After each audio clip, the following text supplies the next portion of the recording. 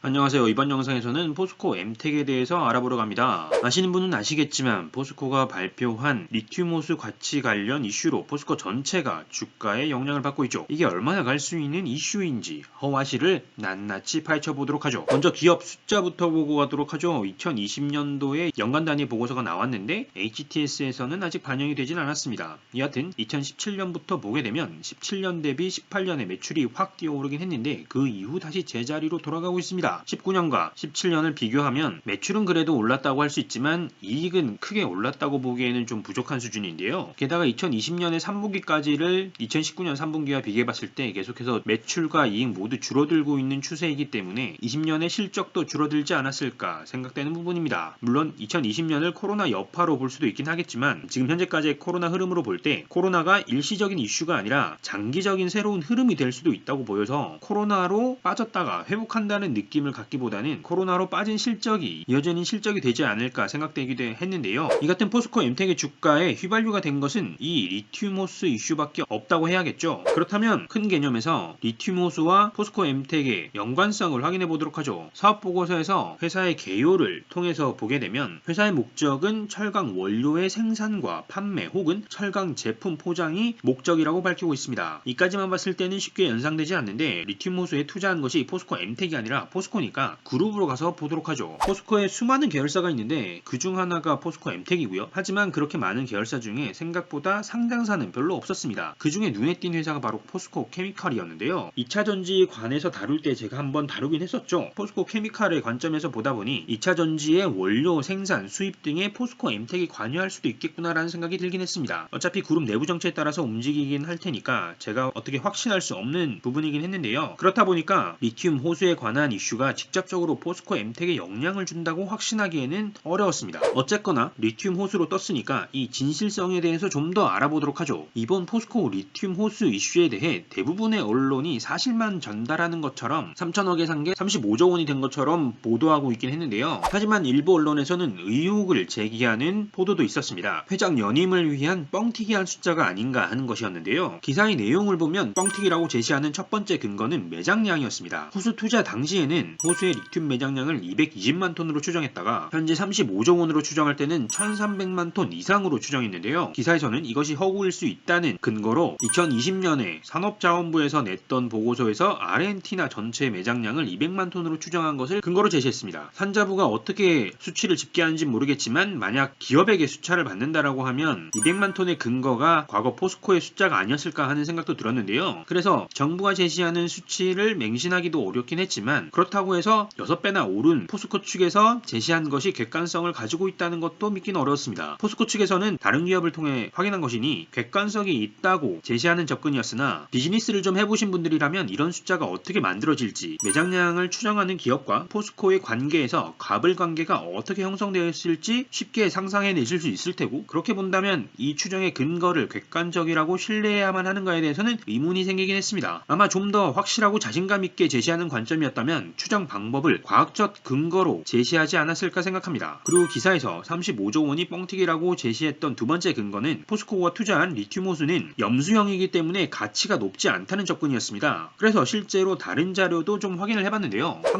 한국광물자원공사에서 내놓은 자료인데 이 자료를 통해 보게 되면 리튬 생산 방식이 주요한 것 두 가지 염수형과 경함형을 제시하고 있는데 염수형의 단점에서 낮은 회수율을 실제로 언급하고 있긴 합니다. 10%에서 20% 정도밖에 안 되는 것이 낮은 회수율이라는 것인데요. 그 외 단점도 있긴 하지만 그 외 단점 같은 경우에는 경함형에도 어느 정도 유사한 부분이 있기 때문에 크게 중요해 보이지 않았습니다. 그렇다면 염수형이 낮은 회수율을 가졌기 때문에 실제 비즈니스 가치가 없는 것인가? 또 그것은 아닌 것으로 보였습니다. 이 자료는 미래에셋 대우의 리서치 자료인데요. 원자재 비즈니스를 하는 글로벌 기업 알버마를 소개하는 이 자료를 통해서 염수형의 가치를 확인할 수 있었는데 리튬 시장 점유율 25%로 시장 1위인 알버마 역시도 염수형을 운영하고 있었습니다. 물론 이들이 가지고 있는 염수형 자원의 경우에는 리튬 함유량이 전 세계 염호 중에 가장 높다는 특징이 있긴 하지만 어쨌거나 염수형이기 때문에 무조건 비즈니스 가치가 없다고 보기는 어려워 보였습니다. 물론 매장량의 차이는 생길 수도 있겠죠. 그리고 마지막으로 35조 원이 뻥튀기라고 제시한 근거 중 하나가 리튬의 시장 가격이 출렁이기 때문에 제대로 측정할 수 없다는 부분이었습니다. 그래서 이 탄산 리튬의 실제 가격을 좀 살펴봤는데요. 2018년부터 보게 되면 140위안화를 넘던 리튬 가격이 작년 여름 34위안화까지 떨어졌는데 이렇게 4분의 1, 3분의 1 정도 떨어지는데 2년 반 정도의 시간이 걸렸습니다. 그리고 최근 5, 6개월 사이에 34위안에서 70위안이 넘는 수준으로 80위안까지, 그러니까 가격이 2배가 되는데 다시 1년이 안 된 사이에 오른 것이죠. 앞에서 살펴봤던 한국광물자원공사에서 얘기한 리튬 생산 방식의 모든 단점은 높은 비용과 긴 기간이었는데요. 이 같은 것을 고려하자면 아직 공장을 위해서 삽도 뜨지 않은 상황에서 잔존 가치를 추정하는 것 자체가 크게 의미가 있나 싶은 생각도 들었습니다. 특정 시점만 끊어서 본다라고 했을 때 2018년에 투자를 결정한 기업이 작년 여름 수준의 리튬 가격이었다고 한다면 계속해서 리튬 생산을 위한 공장을 짓고 있을지에 대한 의문이 드는 수준인데요. 최근 가격이 오르고 있길래 탄산 리튬의 용도가 무엇인지 좀 더 확인해 봤습니다. 리튬 가격만으로는 향후 흐름을 예측하기가 어렵기 때문이죠. 그래서 탄산 리튬의 용도를 좀 살펴봤는데 역시나 2차 전지에서 많이 사용되었고 의약품에도 사용되는 것으로 확인되었습니다. TMI이지만 검색하다 보니 우울증에도 탄산 리튬이 사용되는 듯 하더군요. 어쨌거나 글로벌 산업의 관점에서는 2차 전지가 핵심일 수 있겠다고 보였는데 배터리 이슈는 계속해서 이슈였는데 굳이 작년 하반기부터 가격이 오른 것에 대해서는 의아함을 풀기 어려웠습니다. 분명한 것은 가격 변동성이 높아 보유 가치를 넘어 생산 가치 혹은 산업적 가치를 측정하는 것 자체가 어려워 보였고 35조 원이라는 숫자는 그런 의미에서 뻥튀기라고 접근하는 것도 딱히 거짓 접근이라고 보기에는 어려웠는데요. 그렇다면 왜 포스코는 2018년에 산 이 호수의 가치를 지금 다시 발표하면서 세간의 주목을 끌고 있는가? 조금만 파고들어도 35조 원이 될지 안 될지 모르는 게 명확해 보이는 이런 이슈에 대해서 말이죠. 기사에서 추정한 바는 현 회장의 임기 연장 이슈라는 것이었습니다. 2018년 7월에 취임한 최정우 회장의 임기 만료가 3월, 정확히는 3월 12일이었습니다. 그래서 이 같은 이슈를 만들었다고 앞에서 살펴본 언론에서 언급했는데요. 이 최정우 회장에 대해서 좀 더 살펴보게 되면 최정우 회장은 포스코맨으로 포스코에서 사회생활을 시작해서 감사실, 재무실, 그리고 포스코 캠텍을 거쳐 회장에 오른 인물입니다. 특히 2015년부터는 그룹 구조조정과 투자 승인 등을 담당하는 임원이었는데 2018년 7월에 취임을 하고 2018년 8월에 리튬 호수 투자가 결정되었으니까 과거 투자 승인 업무를 담당했던 것과 연계해서 보자면 이미 리튬 호수 투자를 준비하던 시기부터 관련 내용을 잘 알고 있었을 것으로 추정되고 회장으로 취임하면서 투자 결정까지 끌고 간 것 아닌가 생각되는데요. 이같이 보면 이번 이슈 자체가 회장 연임을 위한 이슈로 사용되는 것 자체, 그런 상황은 부정할 수 없어 보입니다. 이 같은 것에 대한 윤리적 잣대에 대해서는 이 영상에서 이야기할 바는 아니니까 넘어가도록 한다고 하고, 다만 이 같은 이슈가 어떻게 쓰이든 그게 실제 어떻게 작용할 것인지, 그리고 실제 포스코 엠텍의 본질과 어떤 연관성을 가질 수 있는지에 대해서 본질을 보면서 추정해 보도록 하죠. 사업의 내용을 보면 뭐 두말할 나위 없이 포스코 계열사로서 포스코에 충성하는 역할임을 확인할 수 있습니다. 직장의 관점에서는 참 제 개인적으로는 매력을 느끼지 못할 문화일 것 같은데요. 어쨌거나 포스코에서 독립하지 못하고 포스코에 묶여있는 모습임을 확인할 수 있는데 아래 남아있는 점유율조차도 포스코를 시장 규모로 보고 추정한 것이기 때문에 크게 의미가 없는 숫자라고 저는 생각되었고요. 포스코 자회사로서 포스코에 납품을 하는 역할을 하기 때문에 사실 매출 구성을 보는 게 크게 의미가 없긴 하지만 그래도 좀 살펴보게 되면 제품 포장이 가장 주요한 매출임을 확인할 수 있고요. 그 다음이 철강 원료임을 확인할 수 있습니다. 전체의 60% 정도가 제품 포장이고 30%가 철강 원료, 그러니까 전체의 90%가 이 두 분야에서 나오는 것인데요. 실제 조직도를 보게 되면 국내에 치중된 기업으로 만약 실제 리튬 호수 개발이 시작된다고 하더라도 이 기업이 어떤 부서에서 역할을 할 수 있을까에 대해서는 애매해 보이긴 했습니다. 다만 포스코와 함께하는 안정적 구조임은 명확해 보였는데요. 이 같은 것들을 숫자를 통해서 좀 더 확인해 보도록 하죠. 최근 보고서이기 때문에 2020년의 숫자를 확인할 수가 있는데요. 매출부터 보게 되면 매출은 매년 줄어들고 있습니다. 폭으로 따지면 코로나로 인해 2020년 매출이 더 줄긴 했지만 추세상 줄어들고 있는 게 맞아 보이고, 어찌 보면 2018년에 재무를 아는 지금의 회장이 취임하면서 포스코 엠텍의 매출이 오르지 않았나 하는 생각도 들긴 했습니다. 어쨌거나 이 같은 매출을 올리기 위한 원가와 원가율을 보게 되면 원가율도 나빠지고 있다는 것을 확인할 수 있었는데요. 소폭이지만 원가율이 조금씩 올라서 90%를 넘겼습니다. 그러다 보니 내부적으로는 판관비를 줄이고 있는 것으로 보였는데요. 판관비의 비율을 보게 되면 애당초 높지 않은 수준이었는데 4.69%에서 3.86%로 비율로 보자면 크게 떨어진 것을 확인할 수 있습니다. 비율이 낮기 때문에 더욱더 큰 폭으로 떨어진 것으로 봐도 될 것 같은데요. 실제 떨어진 개별 계정을 보게 되면 급여가 크게 줄어든 것은 물론이거니와 지급수수료나 복리후생비 등 기존에 많은 비중을 차지하고 있던 비용이 줄었습니다. 이렇게 본다면 최근의 주가 흐름과는 무관하게 내부 분위기는 좋을 것 같진 않았는데요. 그리고 또 눈에 띈 것은 물류비가 전년 대비 소폭 증가한 것이었습니다. 매출이 줄었음에도 불구하고 물류비가 늘어난 것이 아쉽게 보였고요. 이로 인해 영업이익은 숫자로도 2018년 대비 크게 줄어들었고 비율 역시도 6%대에서 4.5%대로 떨어졌는데 있는데 다만 2019년과 비교해보게 되면 원가율도 나빠지고 물류비도 늘었지만 내부 관리를 통해 이익률은 지켰다고 보여졌습니다. 이어서 영업 외 활동을 보게 되면 과거에는 기타 영업의 손익이던 금융손익이던 적자가 있기도 했지만 2020년에는 모두 잘 지켜낸 것을 확인할 수 있었는데요. 특히 기타 영업의 수익이 전년 대비 늘어났음을 확인할 수 있었는데 세부 계정의 경우에는 자비익이 늘어난 것을 확인할 수 있었습니다. 이렇게 나온 당기순이익을 보게 되면 사업의 본질인 매출과 영업은 별로였지만 다른 부분에서 관리가 잘 된 덕분에 매출의 감소에도 당기순이익은 전년 대비 크게 빠지지 않은 94억으로 마무리할 수 있었습니다. 이어서 지금의 상태, 재무 상태를 보도록 하죠. 자산은 소폭 증가하고 있는데 비유동은 줄고 유동이 늘고 있고요. 하지만 비유동에서 줄어든 것이 크게 사업 전체에 영향을 주는 계정이라고 보이진 않았는데 눈에 띈 것은 매출 채권이 장기 매출 채권이건 유동자산의 매출 채권이건 모두 줄어들고 있다는 점이 눈에 띄었습니다. 그리고 또한 재고자산이 늘고 있다는 것도 눈에 띄었는데요. 딱히 매출이 늘지 않고 있는데 재고를 쌓아두고 있다는 것은 해석이 잘 되지 않는 부분이었습니다. 이어 부채를 보게 되면 부채는 줄었는데요. 차입금이 없다는 것이 눈에 띄었고 매출 활동과 연관된 매입 채무가 줄어들고 있다는 것도 눈에 띄었습니다. 하지만 안정적으로 운영되고 있던 만큼 부채 비율은 너무나 안정적인 수준임을 확인할 수 있었는데요. 이 같은 포스코 엠텍을 정리해보면 리튬 호수 이슈로 뜨긴 했지만 딱히 포스코 엠텍이 이 리튬 호수 관련해서 역할을 할 수 있을지 리튬 호수의 가치가 제대로 나온 것인지 다른 용도의 언론 플레이가 아닌지에 대한 의혹이 있었습니다. 물론 목적이 다르다고 하더라도 실제 가치가 있다면 괜찮을 수도 있겠으나 언뜻 봤을 때는 리튬 호수 자체의 가치에 대한 평가도 애매하지만 포스코 엠텍과의 연관성에는 물음표가 더욱 커졌습니다. 다만 리튬 호수와 별개로 실제 영업활동 등에서는 포스코를 등에 업은 안정적 구조라는 것이 그리고 안정적으로 운영하고 있다는 것이 여러 군데서 확인되어서 성장과는 별개로 안정성에는 괜찮은 구조라는 것 정도를 이해할 수 있었는데요. 이 같은 상황에서 주가의 흐름을 보면서 마무리해보도록 하죠. 포스코 엠텍의 주가를 보게 되면 2월 중순까지는 큰 흐름이 없었습니다. 작년 코로나 이후 회복하는 국면에서 반등하는 구간에 가속도가 붙긴 했지만 제자리를 찾는 느낌이었는데요. 다만 올해로 들어와서는 빠지는 느낌이라기보다는 오르는 모습을 보이더니 2월 중순부터 미친듯이 솟구쳤습니다. 아무리 생각해도 잔잔했던 주가가 치솟았고 그때부터 거래량이 폭발하고 있었으니까 이 같은 이슈를 먼저 알고 대응한 기관 등이 반응한 것 아닌가 싶은데요. 그리고 지난 목금 상한가를 기록했죠. 이와 함께 포스코 주가를 보게 되면 포스코의 경우에는 아무래도 무거운 주식이다 보니까 포스코 엠텍처럼 많이 치솟지는 않았지만 나름 상승은 하고 있습니다. 그리고 이렇게 주가를 보게 되면 구조적으로는 아직 반등 구간은 있을 것으로 보이기도 하는데요. 결국 포인트는 리튬 호수 이슈가 지금 현재 회장의 연임용이라는 형태로 분위기가 장악되느냐 아니면 투자를 잘한 국민기업이라는 이미지로 분위기가 장악되는지에 따라서 향후 흐름에 영향을 주지 않을까 싶습니다. 하지만 적어도 분명한 것은 포스코 엠텍처럼 가벼운 기업의 경우에는 당분간 엄청난 변동폭이 예상되는 만큼 단타로는 매력적이지 않을까 싶습니다. 물론 단타이니만큼 타이밍이 중요하긴 하겠지만요. 포스코 엠텍에 이미 들어가신 분 혹은 현재 고점이신 분이시라면 3월 12일이 회장 연임을 위한 기점이라는 것을 인지하시고 이 같은 시계열 정보에 더해 욕심을 줄이면서 투자에 임하신다면 수익나는 투자 가능하지 않을까 생각합니다. 자, 이번 영상에서는 포스코 엠텍에 대해 알아봤습니다. 이번 영상의 정보가 시청하시는 분과 구독자분들의 투자에 도움이 되셨으면 하고요. 그럼 저는 다음에 새로운 종목과 정보로 찾아뵙도록 하겠습니다. 감사합니다.